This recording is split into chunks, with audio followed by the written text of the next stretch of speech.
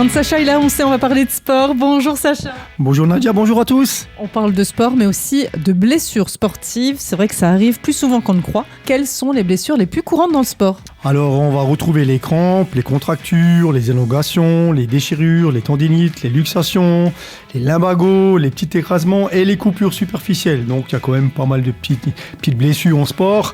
Alors, je parlerai très vite des courbatures. Ce ne sont pas des vraies blessures, elles s'estompent en quelques jours. Et bien sûr, à chaque blessure a son degré de gravité et son protocole de soins et de reprise sportive. Justement, comment est-ce qu'on soigne ces blessures sportives ? Donc ça dépendra de la blessure, bien sûr, Nadia. Donc par exemple, la crampe, on va la soulager très rapidement avec un étirement.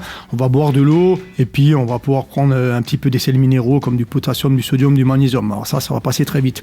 Quand on a un lumbago ou une lombalgie, ça va nécessiter du chaud, des étirements, de l'hydratation et de la mobilité. On guérit quand même mieux quand on a mal au dos, quand on bouge, plutôt que quand on reste immobile. La courbature, elle se traite avec une bonne hydratation et des étirements. Donc ça, c'est vraiment pas...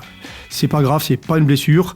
Par contre, toutes les autres blessures qui sont plus graves, qui nécessitent un arrêt immédiat, ça va être consultation et imagerie. Pourquoi ? Parce que le protocole, il faut qu'il soit fait par un médecin. Mais ce qu'on peut faire tout de suite, c'est mettre du froid, prendre un antalgique si on a vraiment très mal, mettre le membre au repos et puis faire de la cryothérapie. On sait très bien que la glace, ça calme les douleurs et puis on peut faire ça genre 20 à 30 minutes maximum, plusieurs fois par jour.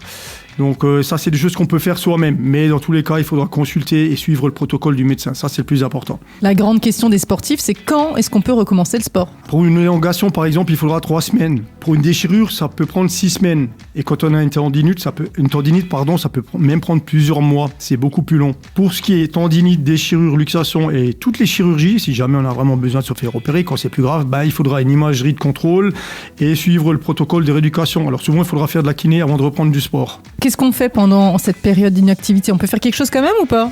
Tout à fait, je le recommande, moi Nadia. Donc on va travailler d'autres parties du corps, parce que c'est pas parce que tu as une partie qui est lésée que le reste ça fonctionne pas. Tu peux travailler souvent en bassin, donc notamment en piscine, parce que dans la piscine forcément tu as pas le poids à supporter, t'as pas d'impact. Tu peux faire de l'électrostimulation, ça permet de stimuler tes muscles sans forcément utiliser l'articulation. Et puis bien sûr la rééducation fonctionnelle chez le kiné, avant de faire un petit renforcement léger.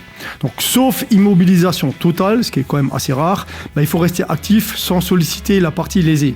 La guérison et le maintien des capacités, ça va dépendre de l'activité corporelle. Pourquoi ? Parce qu'on va activer le sang, l'oxygénation des tissus et on va guérir quand même beaucoup mieux quand on fait du sport. Simplement, il faut laisser le membre lésé un petit peu se reposer. Merci Sacha pour ces bons conseils. On termine avec le mot de la fin, on ne peut pas te laisser partir sans ça. Alors, guérison passe par action et modération. Merci Sacha, je te dis à dans 15 jours. Dans 15 jours, bye bye.